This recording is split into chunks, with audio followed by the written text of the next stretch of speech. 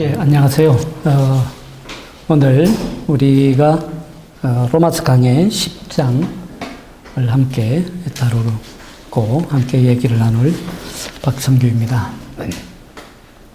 오늘의 주제는 10장 Die Schuld der Kirche, 교회의 죄책이라고 우리 책에 번역되어 있는데, 교회의 죄책이라고 해도 되고, 교회의 잘못, 혹은 교회의 오류라고 해도 될 것 같습니다.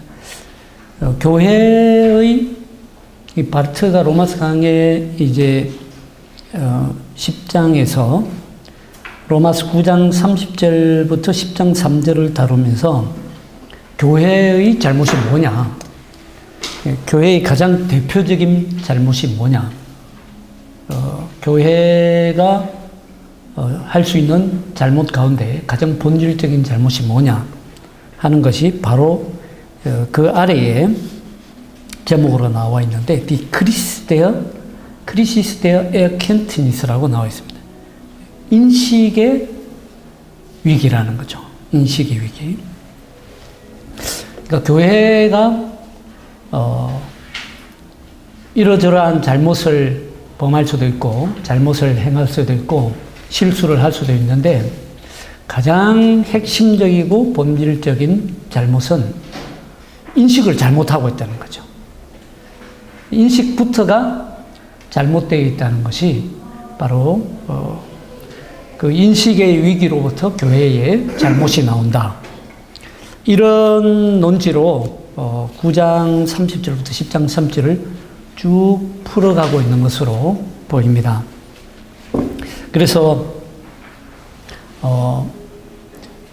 교회가 잘못하는 어떤 도덕적인 실수, 윤리적인 실수, 그런 것은 늘 역사적으로 있어 왔고 또 있을 수 있는 일들인데, 근본적인 교회의 잘못은 인식의 첫 단추를 잘못 끼우는 것이다.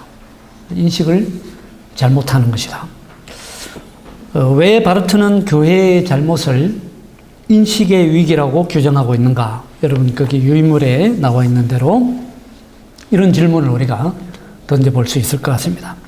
왜냐하면 바르트는 교회의 가장 중심적인 주제이면서 교회의 가장 중심적인 은사이면서 교회의 또 가장 핵심적인 과제가 바로 다름 아닌 하나님을 바로 인식하는 데 있다고 보았기 때문입니다. 하나님을 올바로 인식하는 일, 그것이 교회의 가장 핵심적인 과제다.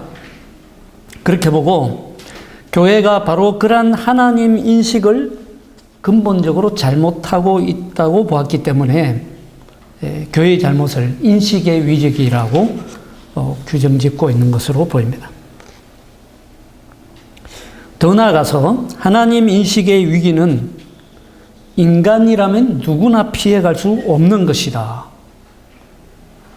인간이라면 누구나 이런 그 하나님 인식의 오류를 범하고 있다는 것이죠. 거의 원죄와 같은 수준입니다.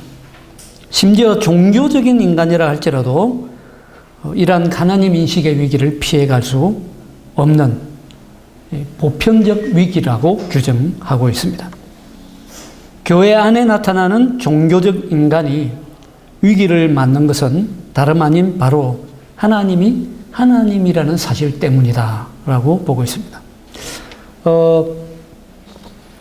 바로 여기에서 이제 우리는 바르트의 그런 그 종교 비판, 앞에 7장에서도 여러분들이 아마 같이 쭉 다뤘을 줄로 압니다만은 종교의 문제를 계속 심층적으로 다루고 있습니다. 교회 안에서 여러 형태의 종교적 인간들이 있다는 거죠. 근데 교회의 본질적인 과제는 이 종교적 인간을 양상하는 데 있는 것이 아니라, 교회의 본질적 과제는 하나님을 올바로 인식하는 데 있는데, 교회 안에 있는 종교적 인간들이 위기를 맞는 것은 하나님이 하나님이라는 사실 때문이라는 거예요. 왜냐하면 하나님을 하나님으로 인식하게 되면 사실은 교회 안에는 종교적 인간이 형성되는 것이 아니라 바로 좀 더 뒤에 나오는 것을 결론적으로 미리 앞서 말씀드린다면 그야말로 하나님을 두려움으로 믿고 사랑하는 신앙의 인간, 믿음의 인간이 양산된다는 것이죠. 근데 하나님이 하나님이라는 사실, 그 말은 결국 우리가 칼바르트의 이제 로마서 강해가 변정법적 신학의 시기에 쓰여진 로마서 강해가 그런 책인데, 그 하나님은 하나님이시다라는 말은 결국 하나님은 우리가 생각하는 대로 만들어지는 하나님이 아니다. 우리가 추상적으로 생각하고 우리가 추구하고 우리 인간이 생각해내고 우리 인간이 고안해내고 우리 인간이 발견해내는 그런 하나님이 아니라는 거죠. 그런 하나님이 아니라 하나님은 절대적으로 하나님이시다라고 하는 그 사실이 오히려 종교적인 인간에게는 굉장한 위기를 가져다 준다는 것입니다. 교회 안에서 그래서 종교 행사와 종교 행위를 주업으로 삼으려고 하는 사람은 결국 하나님을 우상화하게 되고 하나님을 자기가 생각하는 하나님으로 그리게 되는데, 바로 그런 인간들에게 하나님은 하나님이시다. 너가 생각하는 인간, 그런 너가 파악하는 하나님이 아니라 하나님은 너가 파악할 수도 없는 하나님이시다라고 하는 사실이 그런 종교적인 인간에게 위기를 불러일으킨다는 것입니다. 저도 이제 강의하면서 이 부분을 많이 학생들에게 주지시키고 강조를 하는데, 사실 우리는 교회 안에서 늘 이런 종교적 인간을 추구하고 종교적 행위를 그리고 종교적인 그런 이벤트들을 많이 만들어내려고 애를 쓰는 경향이 있습니다. 그게 바로 칼 바르트가 말하는 인식의 위기라는 거죠. 인식이 잘못됐다는 것입니다. 계속 좀 더 읽어보면요. 그러나 하나님의 하나님됨이 인간에게 위기를 가져다 주는 것은 다름 아닌 바로 인간의 잘못 때문이다. 하나님의 잘못이 아니라는 것이죠. 우리의 피조성이 죄의 힘을 통하여 우리의 저주가 된 것이지 다른 이유는 없다라고 7장 7절부터 13절을 다시 언급하면서 강조하고 있습니다. 교회에 하나님 부재가 일어나는 곳에서는 어디서나 교회의 오류가 지적되어야 된다. 그렇지 않으면 교회의 위기를 교회의 위기로 인식할 수 없다는 것입니다. 근본적이며 본질적인 위기는 하나님 인식의 잘못으로부터 온다라는 것입니다. 인간이 하나님을 인식하지 못하면 자신의 위기를 그 자체로 위기로 인식하지 못하게 될 것이라는 것입니다. 하나님 인식에 있어서 인간은 단지 어려움을 당하는 사람이나 환자가 아니라 그 자신이 잘못을 범하는 자이고 죄인이다. 이렇게 규정하고 있습니다. 자, 이제 그렇게 하면서 9장 30절, 의를 쫓지 않았던 이방인들이 의를 얻었으니 곧 하나님의 신실함으로부터 오는 의입니다. 라고 하는 말씀을 주석해 나갑니다. 바르트에 따르면 바로 이것이 첫 번째 위기입니다.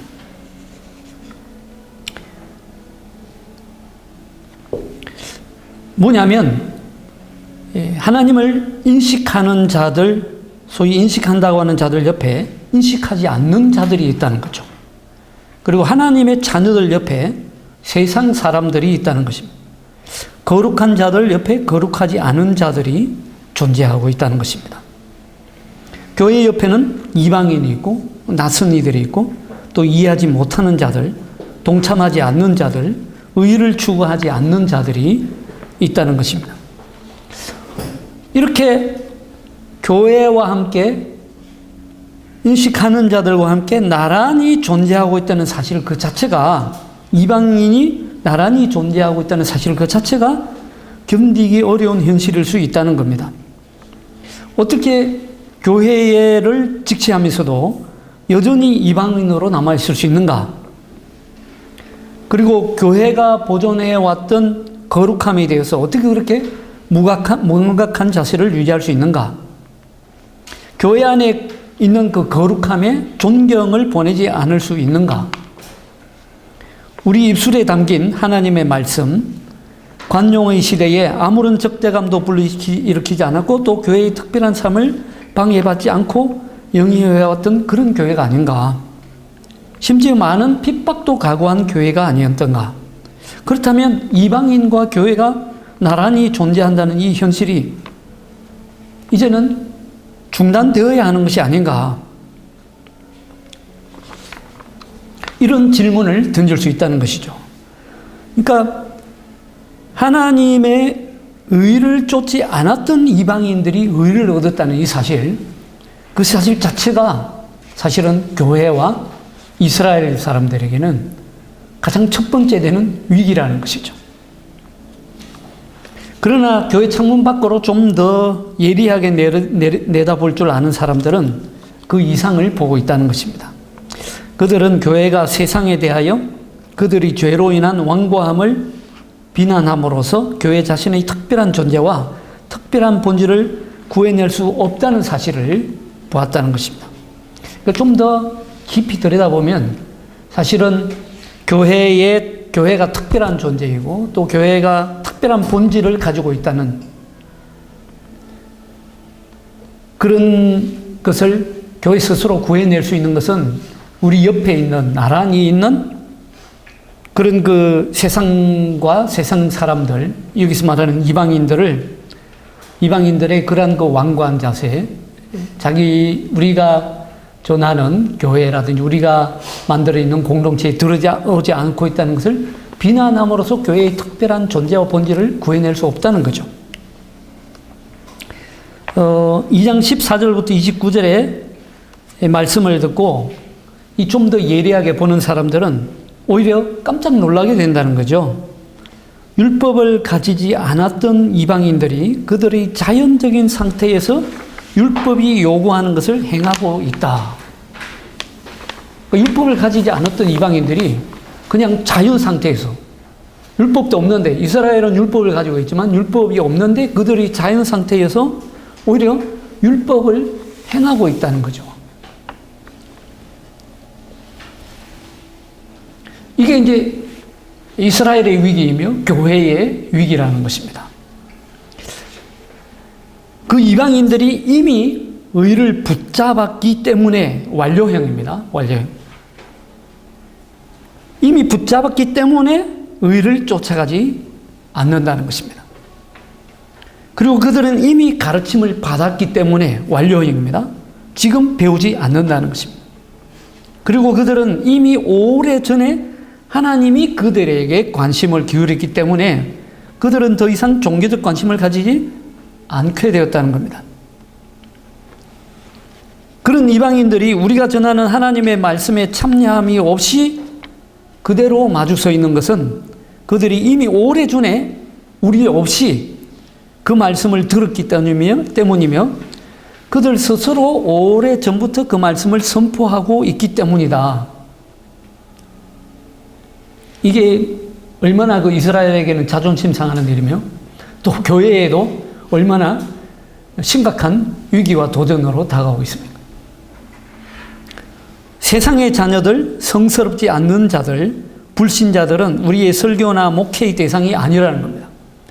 그들은 우리의 복음화, 선교, 변정, 구원 사업의 대상이 아니며 우리의 사랑의 대상도 아니다.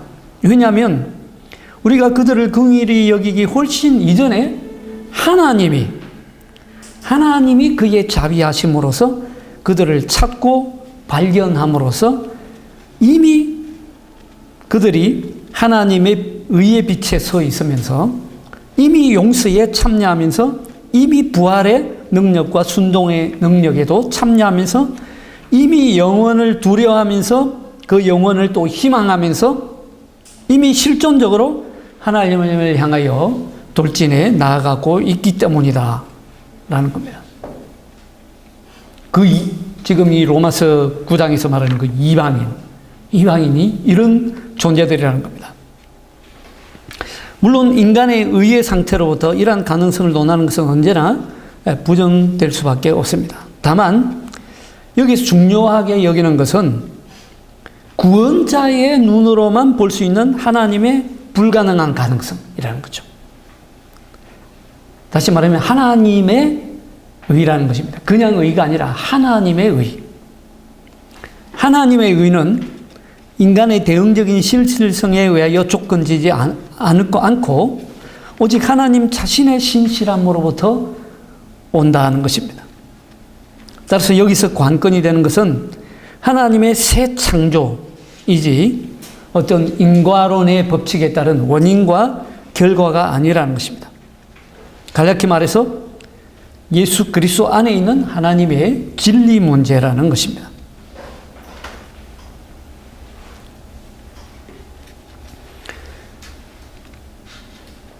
그러니까 하나님의 의가 철저히 하나님 자신의 신실성으로부터 나오는 것을 인정한다면 하나님의 그런 구원자의 눈에서 얼마든지 그런 가능성이 일어날 수 있다는 거죠. 그러나 어떻게 하나님을 자신의 하나님으로 부르는 교회가 하나님이 하나님임을 잘못 인식할 수 있는가? 그걸 어떻게 모를 수 있겠냐는 거예요. 어떻게 그걸 모를 수 있냐는 거죠. 하나님이 유대인의 하나님인 동시에 이방인의 하나님임을 교회가 어떻게 전적으로 부인할 수 있겠냐는 겁니다. 만일 구원이 교회 밖에도 있을 수 있다는 가능성만 인정된다면, 에서도 택함받은 야곱이 될 수 있는 가능성이 인정된다면 교회가 하나님에 의해서 파송을 받았다는 확신이 어디에 남아 있을 수 있겠냐는 겁니다. 보통 우리는 교회 밖에는 구원이 없다라고 주로 신학교에서 배웠죠. 근데 교회 밖에도 구원이 있을 수 있다는 것이 사실이 가능성이 인정된다면 교회에 보냄을 받은 교회의 파송에 특별한 의미가 어디에 있겠냐는 거죠. 다른 사람들, 즉 이방인들이 이미 이스라엘과 함께 열심을 내지 않으면서도 이미 목표에 도달하고 있다면 이스라엘이 의를 추구한 그 추구의 결과는 무엇인가라는 겁니다. 하나님이 교회 옆에 그리고 교회 없이 언제나 이미 교회 이전에 교회의 은사요, 교회의 과제이며 교회의 존재의 정당성을 만들어 주었던 바로 그것을 하나님이 이미 하셨다는 그 비판을 교회가 어떻게 부인할 수 있겠냐는 겁니다. 이제 바르트는 좀 더 예리하게 이 사안을 들여다볼 것을 요청합니다. 그러나 의의 법을 추구하였던 이스라엘은 그러한 법에 이르지 못하였다. 그렇습니다. 자, 이제 이런 앞에 나오는 질문들, 교회 밖에도 구원이 있다면 교회의 존재의 의미가 어디 있겠는가? 이미 이방인들에게서 하나님이 그걸 다 목표점에 도달하셨다고 한다면 교회 옆에 그리고 교회 이전에 하나님이 다 그런 것을 이미 이방인들에게서 만드셨다면 교회가 어떻게 자신의 정당성을 가질 수 있겠는가? 그에 대한 대답이 바로 그러나 의의 법을 추구하였던 이스라엘은 그러한 법에 이르지 못하였다는 것입니다. 이제 택함받은 야곱이 에스가 될 수 있는 가능성이 있다면 야곱이 에스가 되어버리는 거죠. 먼저 택함을 받은 사람은 야곱이었죠. 야곱인데 그 야곱이 에스가 될 수 있는 가능성이 있다면 어떻게 할 거냐는 거예요. 그리고 하나님을 위하여 싸우던 자가 그저 수많은 인간적인 싸움, 인간적인 추구자와 인간적인 연서가들 가운데 하나라고 한다면 어떻게 하겠냐는 거죠. 물론 교회가 그런 가능성에 이의를 제기할 수는 있을 것입니다. 그러나 그 가능성을 생각하는 것을 다름 아닌 바로 그 교회가 거부할 수는 없다는 것입니다. 교회는 교회로서 인간에 대한 하나님의 무한한 질적 차이를 기억함으로써만 삽니다. 교회는 자신의 법 속에 이 기억을 보존하고 있습니다. 따라서 인간은 하나님의 의를 쫓아갈 수 없다는 사실을 분명히 알고 있음에 틀림없습니다. 인간 스스로 하나님의 의를 추구할 수는 없다는 거죠.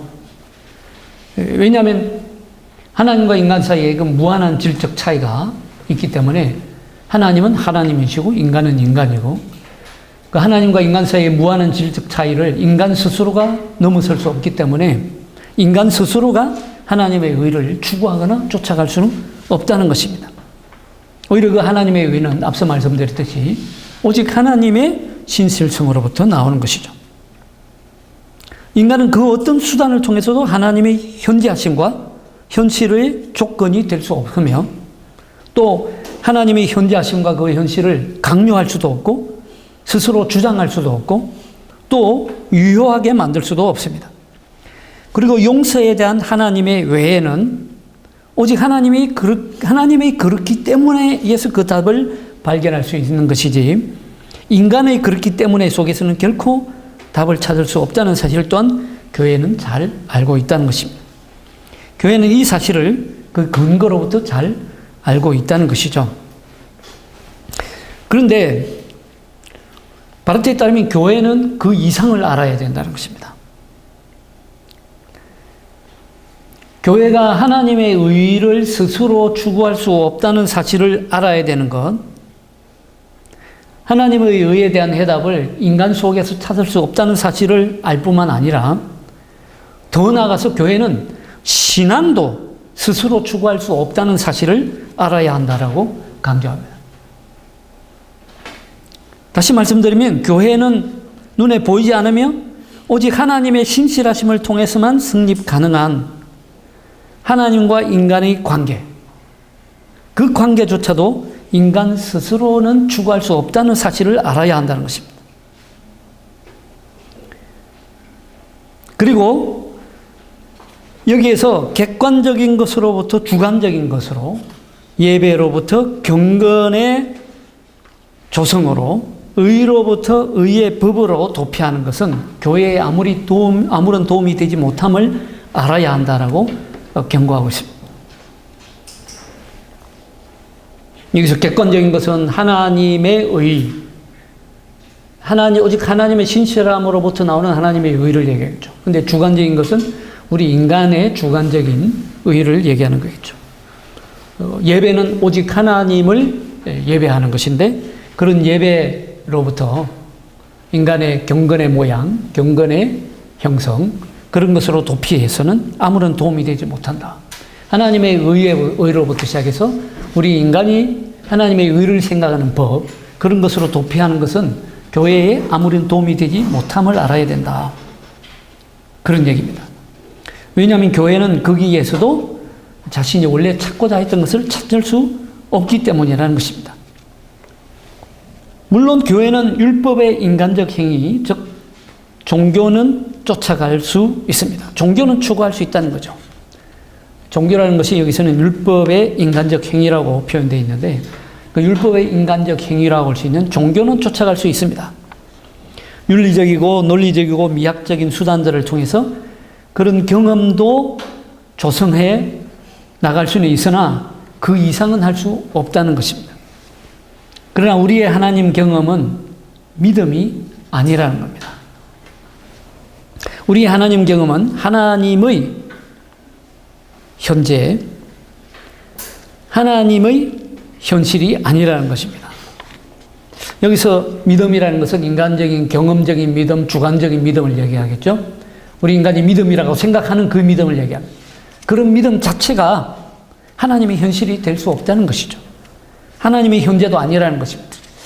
흔히들 우리는 이런 아까도 말씀드렸듯이 인식의 오류, 인식의 위기를 제목으로 달아놨는데 바로 거기서부터 인식의 위기가 시작된다는 것입니다. 우리는 믿음하면 그 믿음 자체가 하나님의 현재고 그 믿음 자체가 곧 하나님의 현실이라고 착각하기 쉽다는 것입니다.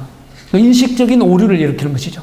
그리고 그것을 열심히 추구하고 쫓아가는 것이 하나님의 의에 도달하는 것이라고 생각하는데 사실은 하나님의 의와 우리가 추구하는 것은 절대적으로 구분되어야 된다는 것을 지금 강조하고 있는 것입니다. 우리의 하나님 경험은 믿음이 아니라는 것입니다. 우리의 하나님 경험 그 자체가 하나님의 현실이 아니라는 것이죠. 그리고 우리의 믿음은 하나님의 그렇기 때문에도 아니라는 것입니다. 오히려 그것은 하나님에 대한 우리 편에서 말하는 인간적 관계이며 그 자체로 사실은 의문스러운 관계이다. 의심스러운 관계라는 겁니다. 인간적인 관계에 불과하다는 것이죠. 그래서 우리가 그 종교개혁 이후로부터 마틴 루터 이후로부터 오직 믿음, 솔라피데 오직 믿음으로를 굉장히 강조해 왔습니다만은 사실은 종교개혁가 자신들도 그 얘기를 이미 하고 있죠. 오직 믿음으로라고 할 때에 그 믿음이 우리의 인간의 행위가 될 때에는 그 믿음조차도 우리를 구원낼 수 없다라고 루트도 지적하고 있는 내용이고 칼빈도 지적하고 있는 내용입니다. 믿음 지상주의로 나가서는 안 된다는 거죠. 그 믿음이 오히려 우리의 걸림돌이 될 수도 있다는 것이죠. 그 믿음이 바로 사실은 우리의 인식의 위기의 출발점이 될 수도 있다는 것입니다. 바르트는 그래서 믿음 자체도 처음에 말씀드렸듯이 사실은 교회는 스스로 믿음 자체도 직접적으로 추구하거나 쫓아갈 수 없다라는 사실을 인정해야 된다는 겁니다.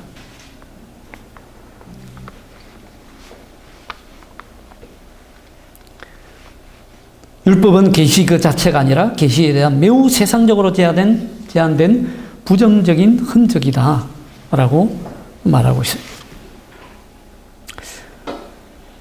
교회는 하나님의 때에 거룩한 물결이 소리치며 흐르는 물결을 보호할 수 있고 보호하여야 한다. 그 거룩한 물결을 교회는 강요할 수도 없고 또 강요해서도 안 된다.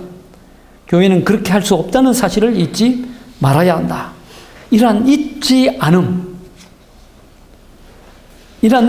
않음이 이러한 열린 상처가 교회의 최선일 수 있다라고 오히려 바르트는 역설적으로 얘기하고 있습니다. 사실 이때가 바르트의 그 변증법적 신학의 시기이기 때문에 굉장히 그 역설의 성격들이 강하게 나타나고 있죠. 하나님, 시간과 영혼의 무한한 질적 차이, 하나님은 하늘에 계시고 인간 너는 땅에 있다.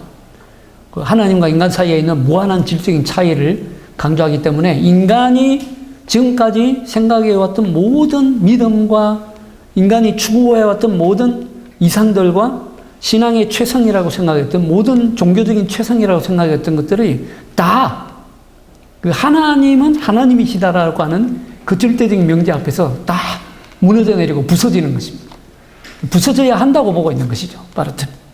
우리가 믿음이라 생각하는 조차도 그 하나님 앞에서는 절대적으로 부서져야 된다. 일단은 무너져야 된다고 보고 있는 것입니다. 이걸 잊지 않는 것이 교회가 할 수 있는 최선의 일이다 라고 지금 얘기하고 있는 것입니다.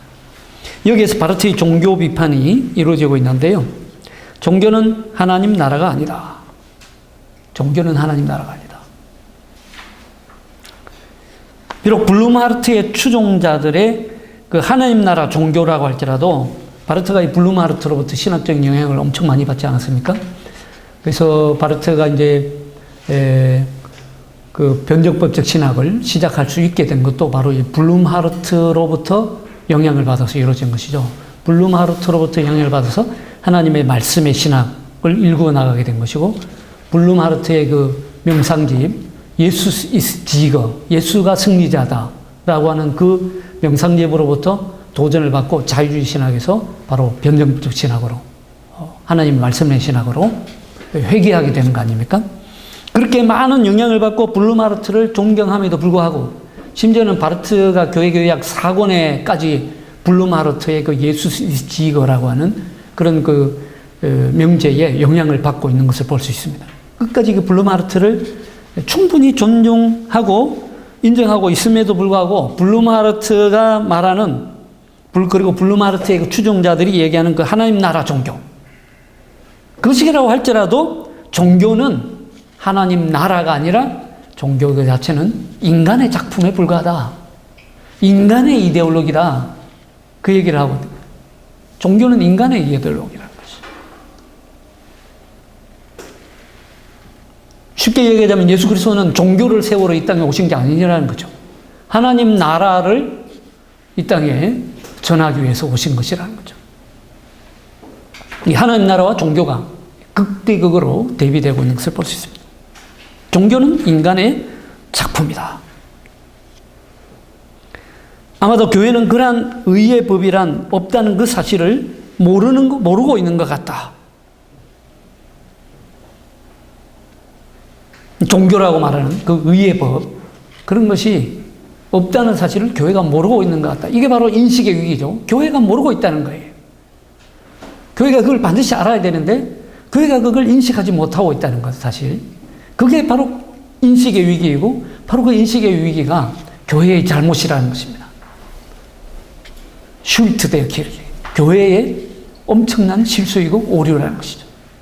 교회의 죄책이라고 되어 있는 내용이죠. 교회가 하나의 환상을 쫓고 있다는 사실을 모르고 있는 것 같다는 거죠. 인식의 위기라는 겁니다. 어쨌든 교회는 모든 순간에 이 사실을 다시금 잊어버리고 만다는 겁니다. 자꾸 잊어버린다는 거예요.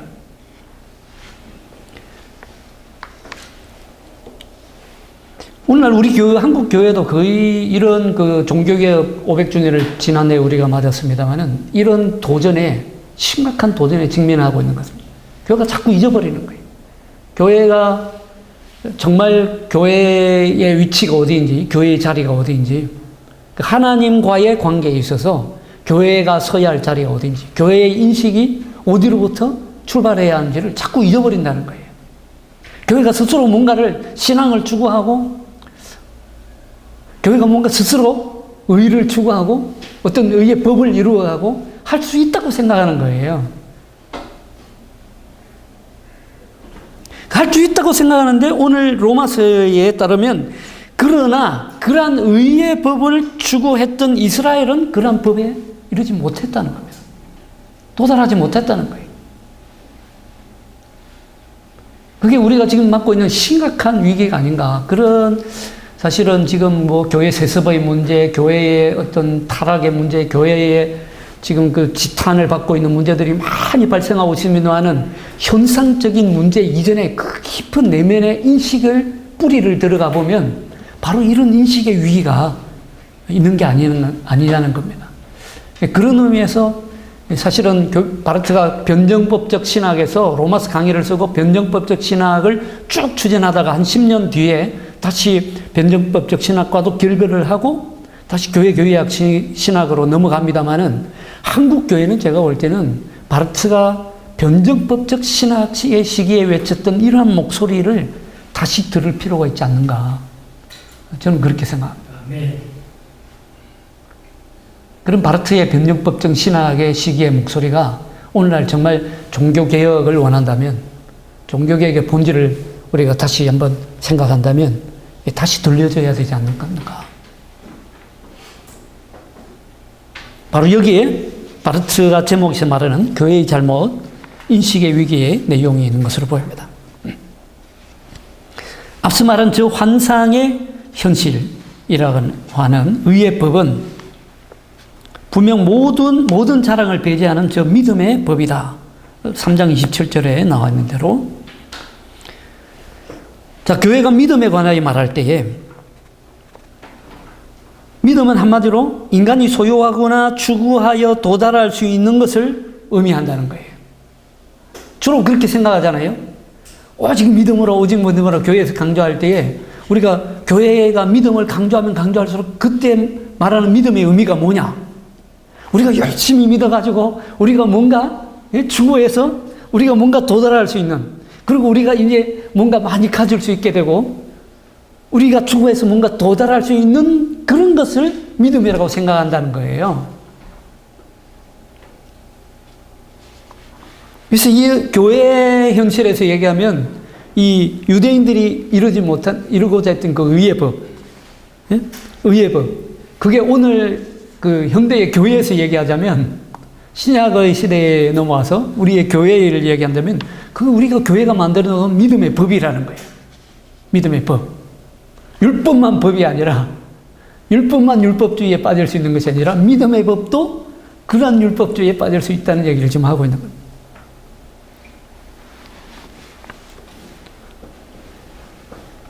어떻게 그런 인간적인 일이 하나님 앞에서 인간을 어렵게 하는 믿음이 될 수 있겠는가? 라고 질문하고 있습니다. 오히려 그것은 믿음이라는 수로를 지니고 있을 뿐이지 믿음이라고 하는 표현을 지니고 있을 뿐이지 그것 자체가 종교가 아닌가라는 질문을 하고 있는 것입니다. 그러한 최상의 종교조차도 그 자체는 사실 환상이 아니겠는가? 하나님과의 관계에 있는 모든 인간의 일들 가운데 최상의 것이라고 할 수 있는 최상의 종교가 물론 있을 수 있습니다. 왜 아니어야 하는가? 그런 종교가 있을 수 있다는 거죠. 가장 높은 고등 종교, 가장 최상의 종교라고 할 수 있는 그 예를 이스라엘의 시편 기자들과 예언자들의 종교에서 찾을 수 있을 것이다 라고 보고 있습니다. 심지어 그런 종교는 예수의 종교 이런 말을 쓸 수 있다면 예수의 종교에 의해서도 능가되지 못했다는 것입니다. 예수의 종교도 그런 그 시편 기자들, 시편에 노래하는 사람들, 예언자들이 가지고 있던 종교를 능가할 수 없었다는 거예요. 종교성으로만 따지자면 훨씬 더 고등 종교라는 거죠. 물론 기독교라고 하는 종교도 그런 종교를 능가하지 못하고 있다는 사실을 말할 것도 없다는 겁니다. 그러나 그렇다고 하더라도 계시에 가장 적합한 종교, 계시에 일치하는 종교, 하나님의 의에 일치하는 종교, 의의 법에 인간은 도달할 수 없다라고 단언하고 있습니다.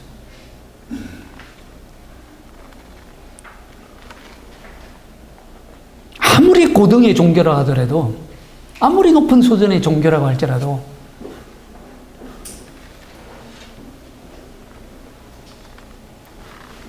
인간은 그러한 의의 법, 하나님의 의에 일치하는 종교에 도달할 수 없다. 도달할 수 있는 가능성은 절대적인 순간에 주어지는 기적에 의해서만 가능하다라고 보고 있습니다. 기적. 그것은 곧 믿음의 기적이다. 믿음의 기적이 아니라면 그것은 믿음이 아니다라고 보고 있습니다. 굉장히 신비적으로 들리기는 합니다만은 기적이라고 밖에 말할 수 없는, 기적이라고 밖에 표현할 수 없는 믿음이라는 것이죠. 그러니까 인간이 추구해서 만들어 놓은, 인간이 고안해내고 인간이 뭔가 추구해서 의의 법을 이루고자 만들어내놓은 그런 믿음이 아니라 그야말로 하나님에 의해서 절대적으로 순수하게 이루어지는 그 믿음을 바로 기적의 믿음이라고 표현하고 있는 것이죠.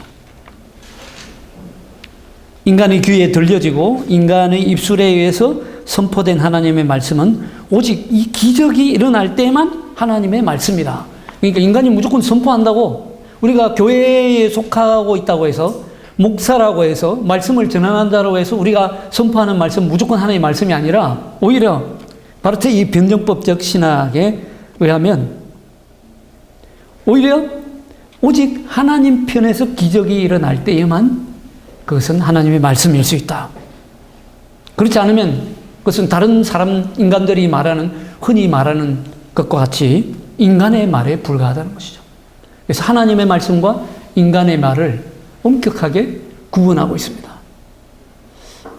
저는 여기에서도 굉장히 우리가 도전적으로 들어야 될 목소리가 있다고 봅니다.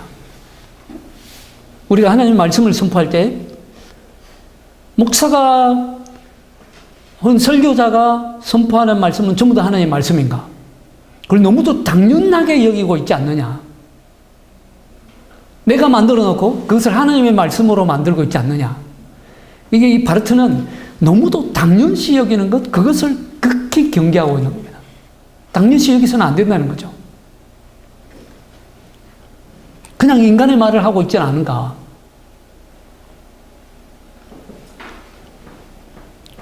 마틴 루터가 1520년에 쓴 논문 가운데, 세 편의 논문 가운데 바벨론 유수, 바벨론 포로라고 하는 논문을 썼는데, 그 바벨론 포로로 잡혀가 있는 것 중에 가장 대표적인 게 뭡니까? 로마 가톨릭 교회의 사제들이 하나님의 말씀에 대한 해석권을 포로로 잡고 있다는 거잖아요.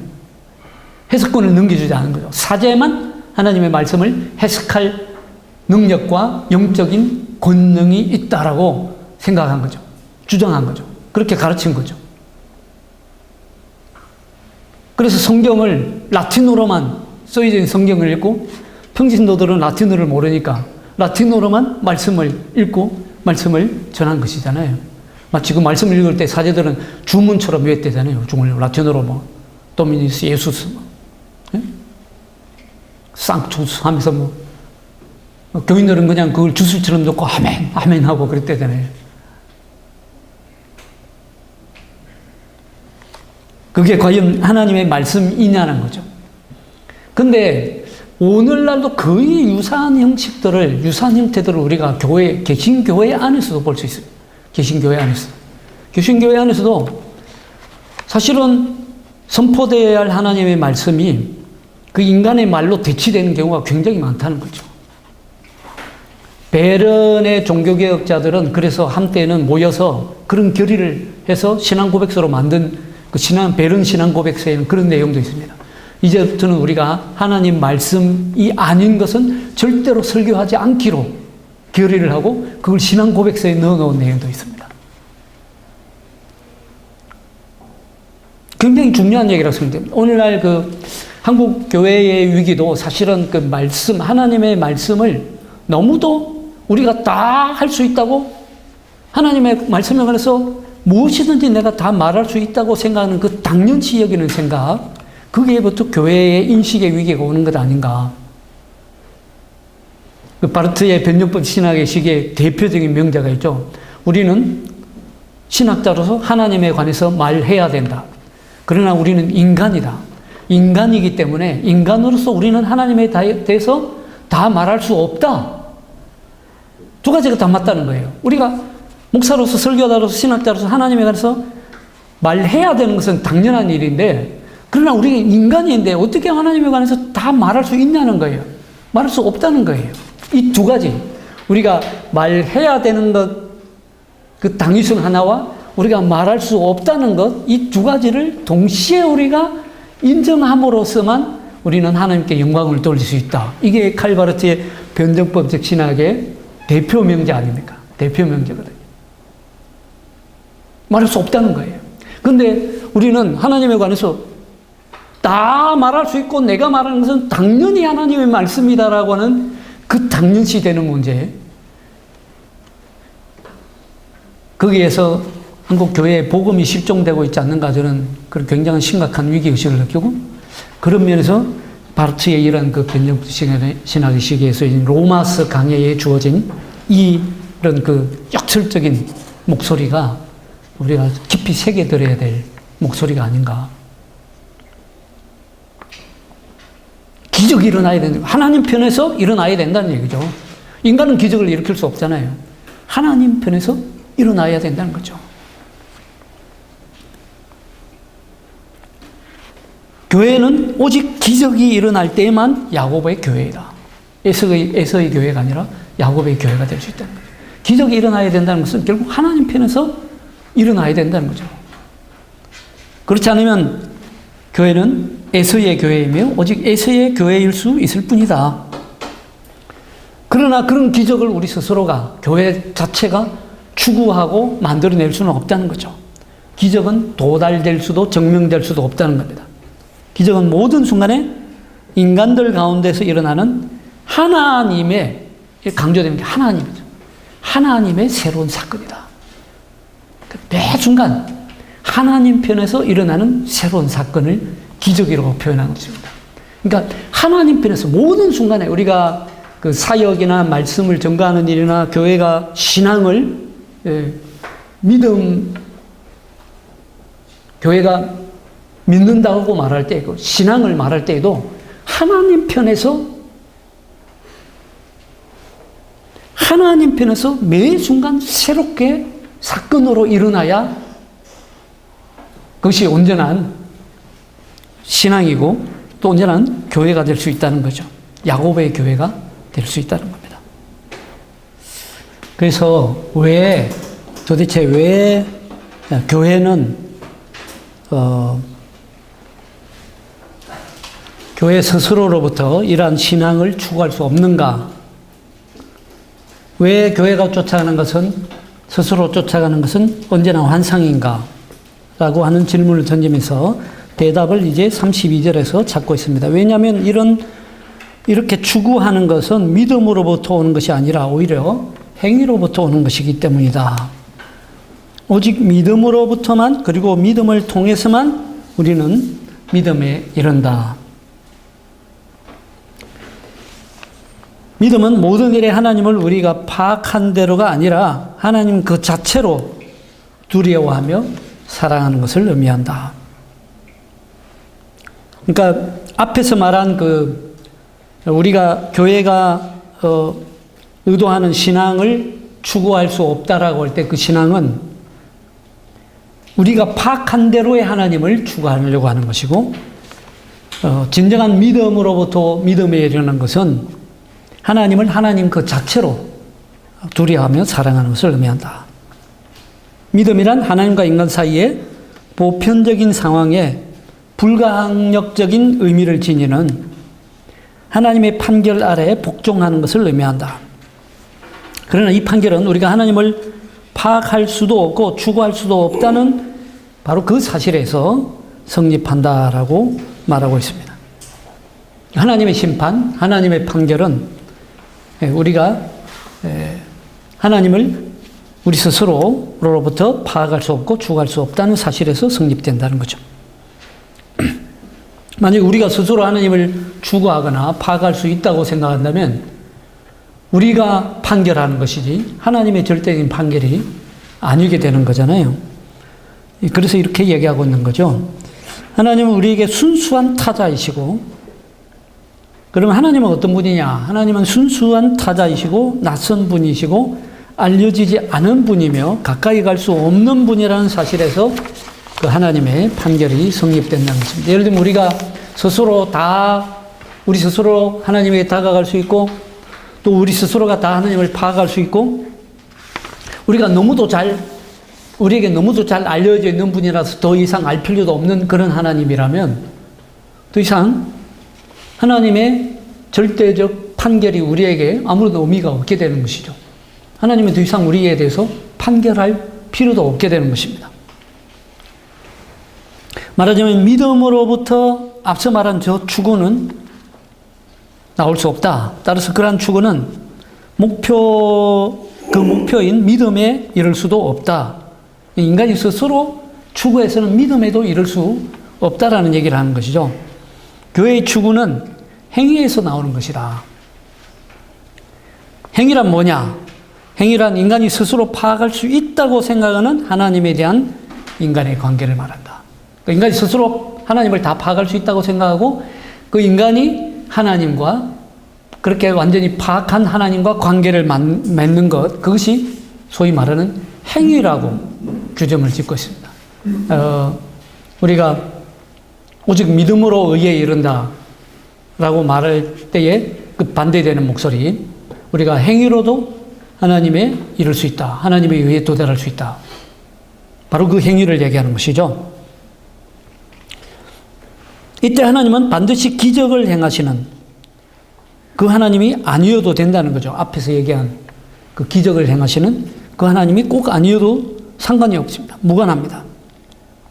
왜냐하면 인간 스스로가 다 파악할 수 있는 하나님이기 때문이죠. 기적이 필요가 없게 되는 겁니다.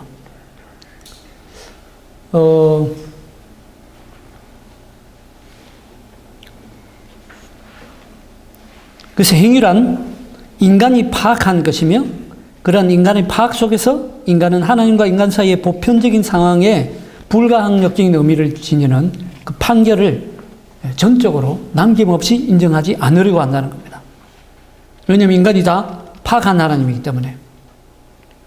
오히려 인간은 그 판결의 빈틈을 통하여 하나님의 의, 믿음, 기적 같은 것을 추구할 수 있다고 보고 또 도달할 수 있다고 보고 그리고 증명할 수 있다고 생각합니다. 바로 이것이 바르트에 따르면 절대적으로 성공할 수 없는 일이라는 거죠. 교회는 믿음으로 이 믿음을 강조하는데 우리가 흔히 생각하는 그 인간이 추구하는 믿음이 아닙니다. 앞에서 다 우리가 들었던 것처럼 교회는 믿음으로, 즉 알려지지 않고 우리에게 알려지지 않고 살아계신 하나님에 대한 그 믿음을 얘기하는 것이죠. 우리가 다 아는 하나님, 우리가 스스로 알아내고 파악할 수 있는 하나님이 아니라 우리에게 낯설고 그러나 살아계신 죽은 신이 아니라 관념적인 신이 아니라 살아계신 하나님에 대한 그 믿음으로 시작하고자 할 때에 교회는 온전한 믿음에 이를 수 있다라고 보고 있는 겁니다.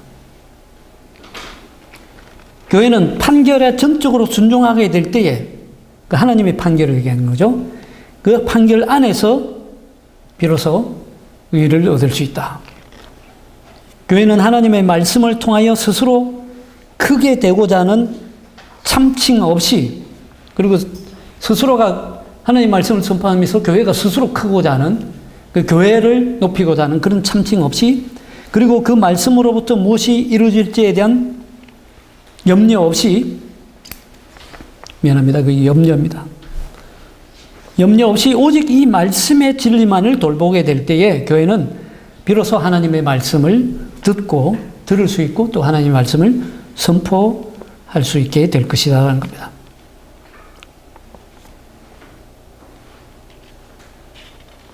교회는 파악될 수 없는 하나님 앞에 그 앞에서는 그 누구도 어렵지 않은 그 하나님 앞에 기도의 처소가 될 때 교회가 진정한 그 하나님 앞에 기도하는 처소가 될 때 교회는 비로소 올바른 인식의 처소가 될 수 있다는 겁니다. 따라서 철저히 겸손한 교회 그리고 대담한 교회 모든 종교성을 지향하면서 참된 종교성을 살릴 수 있는 대담한 교회 그리고 가장 철저한 겸손한 교회 이 책에서는 여러 가지 예를 들고 있습니다만은 대표적으로 철저히 겸손하면서도 철저히 하나님 앞에서 담대할 수 있는 교회 철저히 십자가 설교에 집중하는 교회 그런 교회라면 눈에 보이지 않으며 들어보지 못한 방식이기는 하지만 야곱의 교회가 될 수 있고 또 믿음의 교회가 될 수 있고 하나님의 의의 교회가 될 수 있다는 겁니다. 또 그리고 실제로 그런 교회가 역사상 어느 시대에나 존재해 왔다는 겁니다. 그러나 그런 교회가 되기 위해서 교회는 믿음 안에서 루트식으로 표현하자면 믿음의 어둠 속에서 왜 믿음의 어둠이라고 표현하냐면요. 믿음을 우리가 확실하게 가지고 있는 믿음이 아니라 그냥 캄캄한 공간 속에 자기 자신을 그냥 집어 던져 넣는 거죠. 믿음으로. 그런 그 과감성, 자기 자신을 그냥 하나님의 손에 던져 넣는 것과 같은 그런 의미로 믿음의 어둠이라고 표현하죠. 그 믿음의 어둠 속에서 시작할 수 있다는 그런 각오를 해야 된다는 겁니다.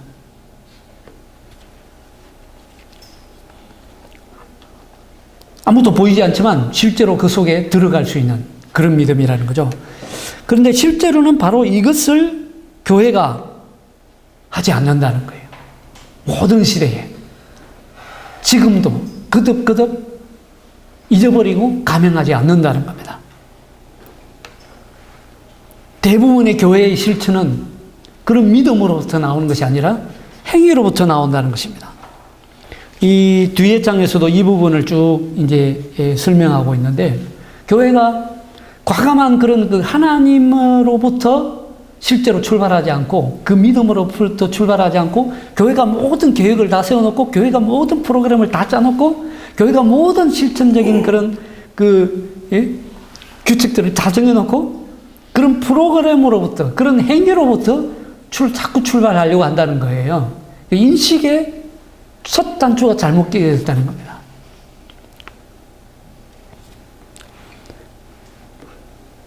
교회가 자신의 믿음이라고 부르는 것은 결코 히브리서 11장이 말씀하고 있는 믿음이 아니라는 겁니다. 교회는 고독과 광야를 사랑하지 않는다. 교회가 분명하게 그에 관하여 말하고 있는 곳에서도 고독과 광야라고 말하고 있는 곳에서도 실제로 교회는 그것에 관해서 말하고 있지 않다는 것입니다. 교회가 겉으로는 고독과 광야에 있을지라도 교회는 실제로 모든 그 경악스러운 고독을 벗어버리고 위험한 모든 광야를 다 벗어 던지고 있다는 겁니다. 교회가 광야로 나가지 않는다는 거예요, 실제로. 교회의 금식은 신랑이 없는 이들의 금식이 아니라는 겁니다. 교회는 교회사에 나타나는 끔찍한 공허함을 온갖 낭만적인 감상주의로 달래려 하고 있다는 겁니다. 교회는 이 세상의 나그네로 살려고 하지도 않는다는 겁니다. 교회는 터가 있는 성을 기다릴 수 없다는 겁니다. 교회는 기독교의 근원적 입장 속에서 부활 앞에서 그리고 버림받은 그리스도의 고난에서도 멈출 줄을 모른다는 겁니다. 왜냐하면 교회는 너무 서두르기 때문이라는 것입니다. 이 부분도 우리가 새겨들어야 할 아주 중요한 포인트라고 생각하는데 교회가 너무 앞서가고 있다는 겁니다. 너무 서두르고 있다는 겁니다. 심지어는 그리스도의 그 부활 앞에, 심지어는 그리스도의 그 버림받은 십자가의 고난 앞에서도 교회는 멈출 줄을 모른다는 거예요. 무조건 앞으로 전진만을 서두르고 있다는 것입니다. 교회는 긍정적인 것들과 결혼식의 기쁨에 배고파하며 목말라 하기 때문이라는 겁니다. 교회가 지금 엄청난 패배를 당하고 있음에도 불구하고 요새의 중심으로 돌아올 생각은 아니하고 계속 전진만 하려고 한다는 것입니다. 계속 앞으로 전진입니다. 어디로 향하여 전진한다는 겁니까? 모든 경우에 어디를 향해서 전진하냐면 판결 앞에 순종을 아끼려고 하는 그 판결에 하나님의 판결에 순종을 아끼려고 하는 사람들의 방향으로 나아가고 있다는 것이죠. 달려가고 있다는 것입니다. 직접적으로 확정할 수 있는 것, 눈에 보이는 것, 파악 가능한 것, 직접적인 것, 손에 잡히는 것, 이런 방향으로만 막 전진해 나가고 있다는 거예요. 실제로 눈에 보여야, 당장의 눈에 가시적으로 뭔가 성과가 드러나야 성과 위주의, 업적 위주의 그런 그 프로그램 위주로 교회는 서둘러 달려나가고 있다는 것입니다. 히브리서 11장에서 말하는 신앙은 교회가 보기에는 너무도 인간적인 믿음에 불과하고 너무도 사랑이 없고 너무도 위험해 보이며 너무도 비실용적인 것으로 보인다는 거예요.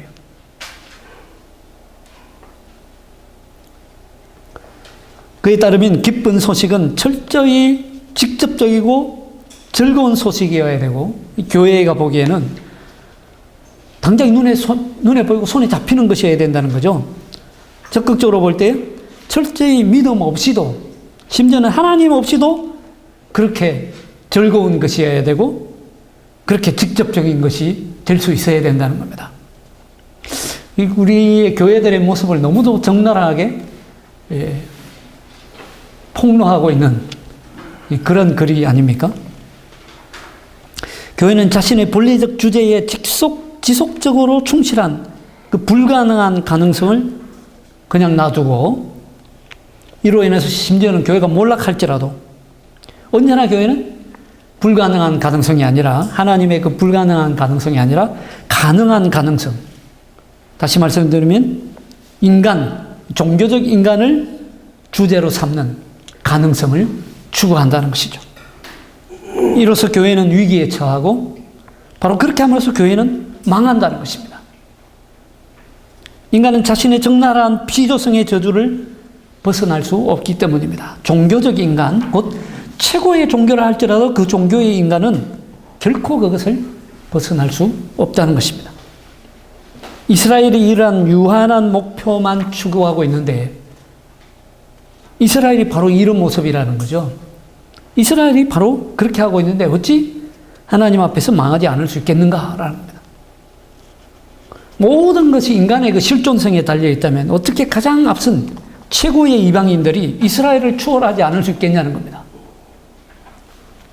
또 이스라엘은 망연자실하게 멍하게 서 있지 않을 수 있겠냐는 겁니다. 교회도 마찬가지입니다. 사람들이 교회로부터 뭔가 근본적으로 뭔가 다른 것을 요구하고 있는데 교회가 어떻게 사람들로부터 감사의 말만 들을 수 있겠냐는 겁니다. 교회는 자기가 뒤쫓는 추구하는 허상에 도달하지 못한다는 겁니다. 그렇게 쫓아가는 동안에 교회는 자신이 이미 붙잡을 수 있었을 법한 그 현실적인 것을 놓치고 만다는 겁니다. 그래야 교회는 자신이 야곱이 아니라 에서라는 사실 때문에 고통을 당하는 것뿐만 아니라 그 스스로 그에 대한 책임이 있다는 것입니다. 하나님께 가능한 것이 인간에게 불가능한 것이 될 때에 교회의 잘못이 드러난다는 것입니다. 그 다음 장은 32절 하반절부터 33절에 관련된 내용인데 부딪힐 돌에 부딪혔느니라 기록된 바 보라 내가 걸림돌과 그치는 바위를 시온에 두노니 그를 믿는 자는 부끄러움을 당하지 아니하리라 라는 내용인데 여기에서 이제 걸림돌은 바로 부딪히는 돌, 그치는 돌을 예수 그리스도로 정의하고 있죠. 바로 예수 그리스도시다. 철저하게 숨어 계신 하나님, 오직 간접적으로만 인식될 수 있는 하나님, 그 하나님이 바로 예수 그리스도 안에서 계시된다라는 것이죠.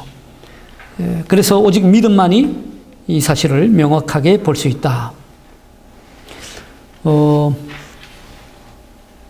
여기서도 역시 인식의 위기를 바르트는 강조하면서 여러분들 765쪽에 보면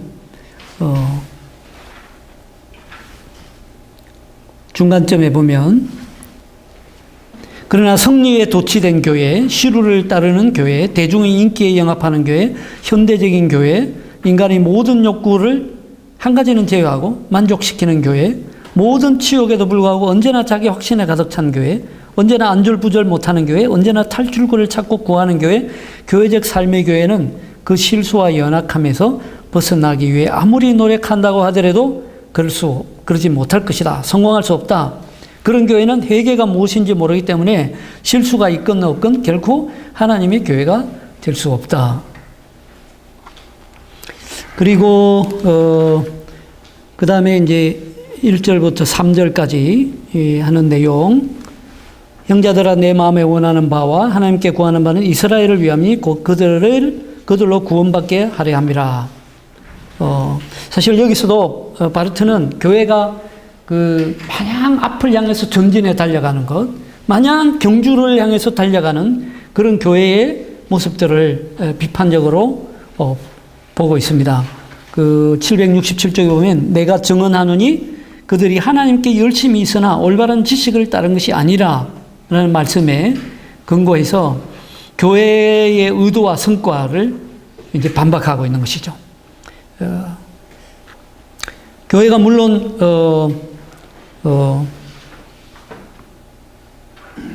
역사적으로나 심리적으로 교회의 그러한 의도와 성과를 온전하게 평가할 능력을 우리가 가지고 있다는 사실을 인정함에도 불구하고 그리고 그런 교회가 가지고 있는 하나님을 향한 열심을 인정함에도 불구하고 그러나 하나님과 관련한 문제에서는 중요한 것은 서로 칭찬이나 주고받는 것이 아니라는 거죠. 지금 중요한 것은 바로 의로움의 법을 따라 뛰는 것이 아니라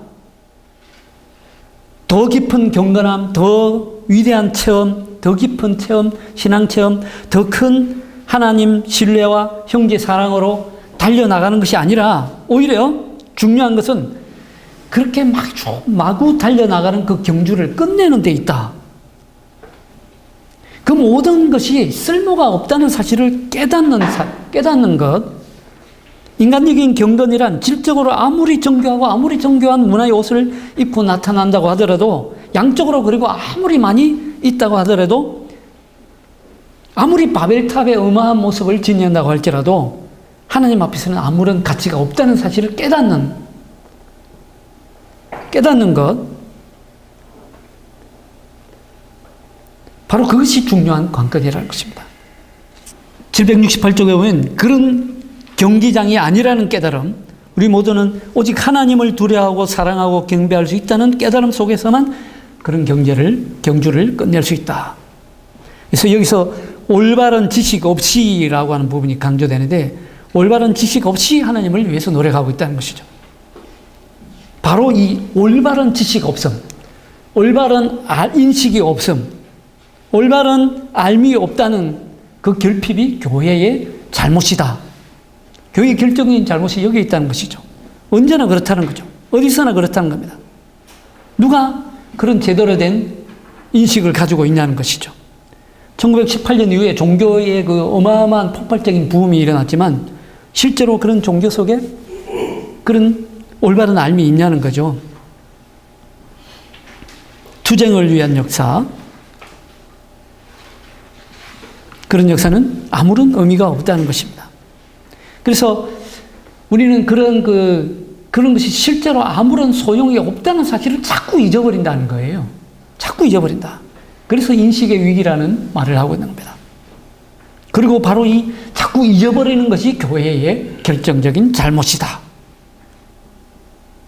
그런 잘못이 바로 교회 안에 있는 우리 모두가 짊어지고 가는 잘못이다라고 강조하고 있는 것입니다.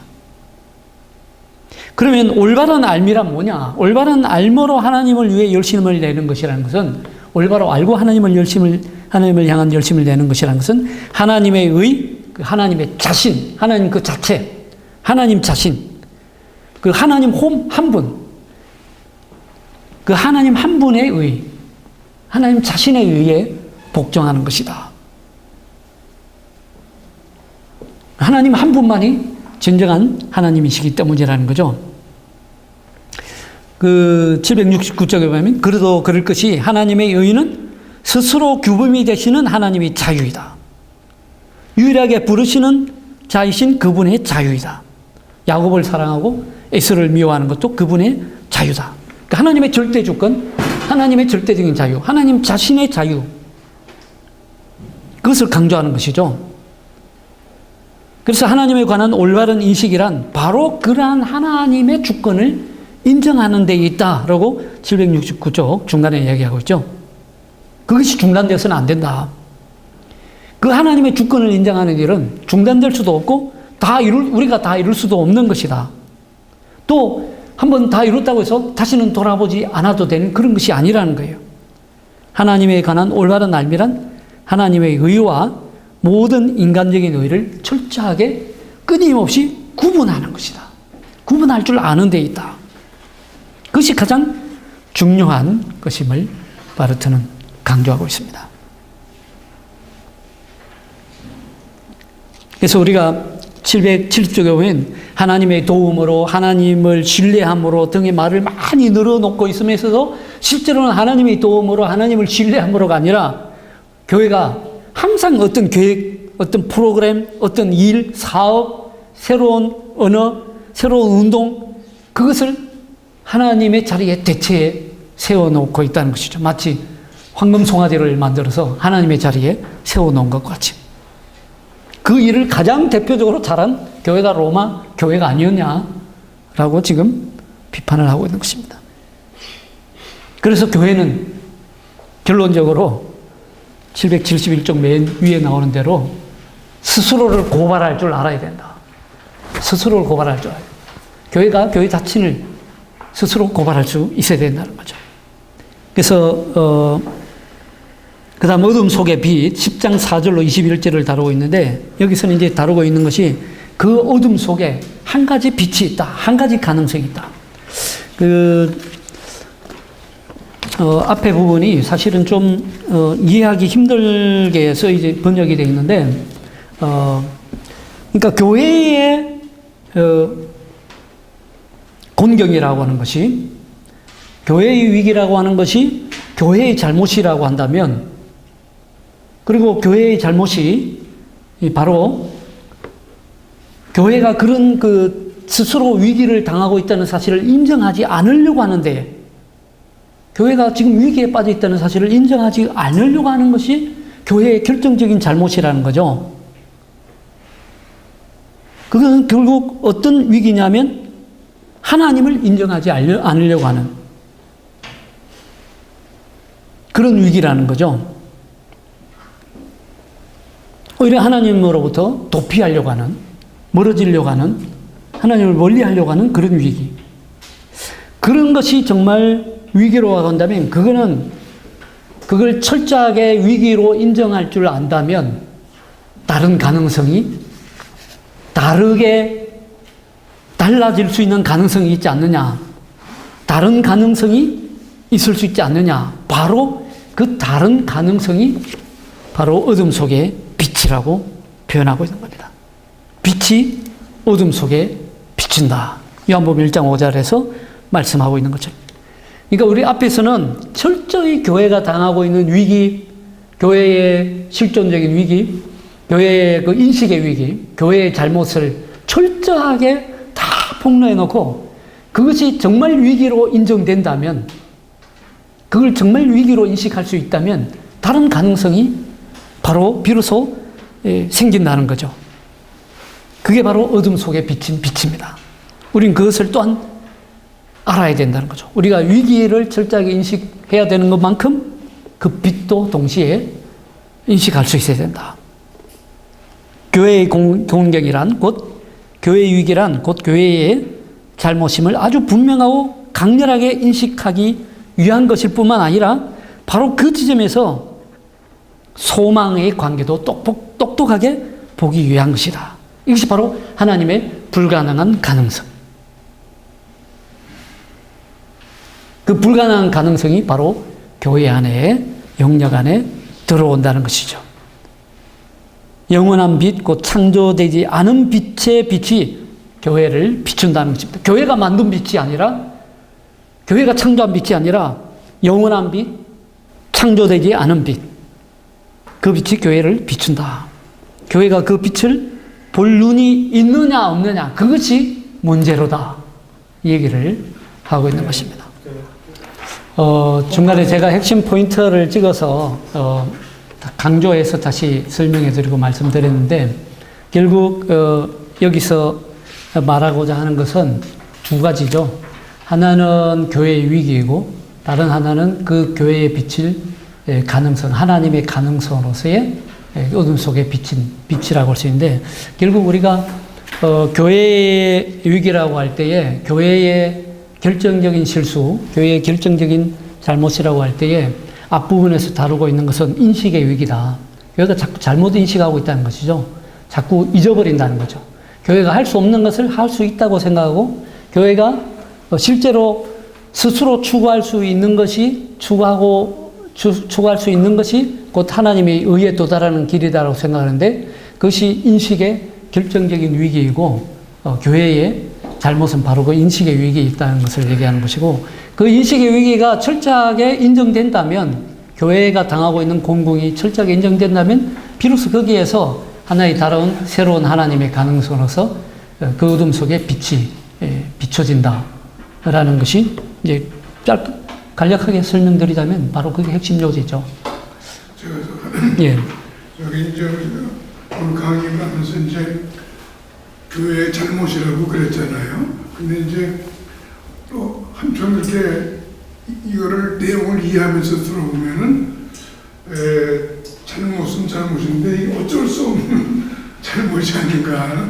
왜냐하면은 우리가 아무리 목사님이나 우리 교원들 입장에서 볼 때도 우리가 하나님을 잘 믿고 싶지 못 믿고 싶은 사람이 누가 있겠어요. 그렇죠. 그렇지만은 어쩔 수 없는 그런 조건으로 인해서 우리가 완전할 수만은 없던 말씀이에요. 네. 그런데 이제 예를 들어서 이제 가톨릭 교인들은 뭐 이사 가면은 자기 동네 그 가까운 성당으로 옮겨간다고 그래요. 근데 우리 개신교도들은 보면은 아무리 멀리 이사 가더라도 역시 그 자기 교회를 가더라고요. 그렇죠. 보면은 여러 가지 이유가 이제 그 교회가 뭐 목사님 말씀으로나 교회 운영하는 여러 가지 신앙 관점에서 볼 때 자기는 그 교회가 좋으니까 그 교회를 가는 거죠. 그렇지만은 여기 오늘 우리가 이렇게 말씀을 읽어보면은 그 로마서에서도 뭐 오호라 나는 공부한 사람이로다 그런 말씀이 있었던 것처럼 우리가 좀 신학적으로나 성경적으로는 정말 보다 훌륭한 교회를 참여하고 싶고 하고 싶지만은 우리 자신이 거기에 미치지는 못한다는 거죠. 네, 맞습니다. 바르트도 사실은 그 얘기를 하고 있는 겁니다. 왜냐하면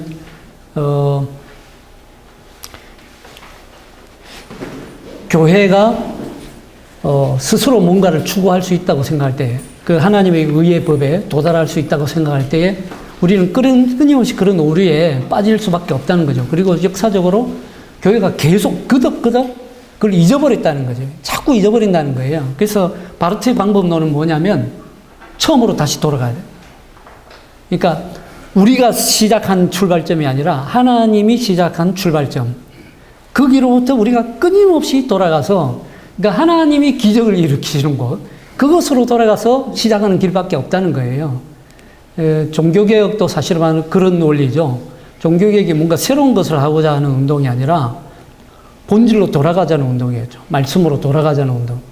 그게 이제 교회가 그런 함정에 빠지기 쉬운 것이고, 교회가 숙명적으로 그런 함정에 빠질 수밖에 없다는 걸 바르트도 이미 인식을 하고 있다는 거죠. 이스라엘이 바로 그래 왔고, 교회도 역시 그러고 있다는 거예요. 그러니까 그걸 헤어날 수 있는 길이 어디에 있느냐. 바르트 지금 그 얘기를 하고 있는데, 그 헤어날 수 있는 길은 그 하나님의 빛 안에밖에 없다. 하나님이 빛을 비추셔야 되고, 하나님이 기적을 시작하시는 곳, 그곳이어야 된다. 그래서 근데 우리가 그런 문제를 해결하기 위해서 우리는 끊임없이 새로운 프로그램을 개발해내려고 한다는 거죠. 그래서 뭔가 대책을 세우고, 뭔가 새로운 그런 제도를 개선해서 뭔가를 하려고 하는데, 그런 식으로는 결코 우리가 원하는 그 진리에 도달할 수 없다는 거죠. 그래서 교회가 언제나 정말 하나님의 교회가 되려고 한다면 그 출발점, 하나님이 시작하신 그 출발점으로 돌아가야 된다. 그 얘기를 지금 하고 있는 거죠. 또 이제 블루마르트의 얘기가 나오잖아요. 예. 그 바르트의 종교 비판이 진행되는데, 종교는 하나님의 나라가 아니다.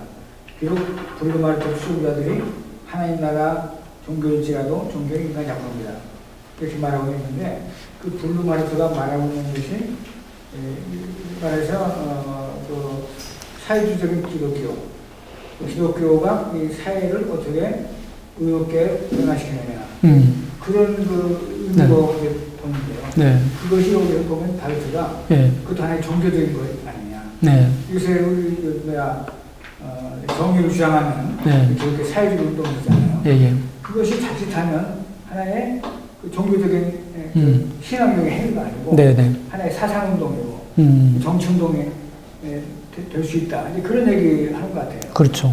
그런 부분도 있는데, 블룸하르트 자신이 사실은 그 종교와 하나님 나라를 대비시키는, 종교와 하나님 나라를 대비시키는 그런 바르트의 신학이 바로 블룸하르트에서 배워온 것이거든요. 근데 이제 블룸하르트에게 나타나는 하나님 나라 운동은 굉장히 좀 다른 특징이 있습니다. 그게 뭐냐면 아버지 블룸하르트로부터 시작됐는데, 아버지 블룸하르트가 곶리빈 디투스라고 하는 교회 여성 청년을 치유하면서부터 시작되거든요. 그 치유의 역사가 점점 퍼지더니 더 큰 치유로 이어지고, 그게 이제 결국은 회개 운동으로 이어집니다. 회개 운동으로 점점 넓어지다가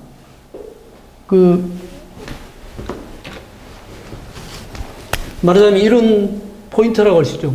처음에는 아주 조그만 사건을 시작한 거예요. 곶리빈 디투스라고 하는 여성을 치유한 거예요. 치유하다가 그것이 좀 더 많은 사람을 치유하게 되고, 근데 이게 치유에서 끝나는 게 아니라 이제는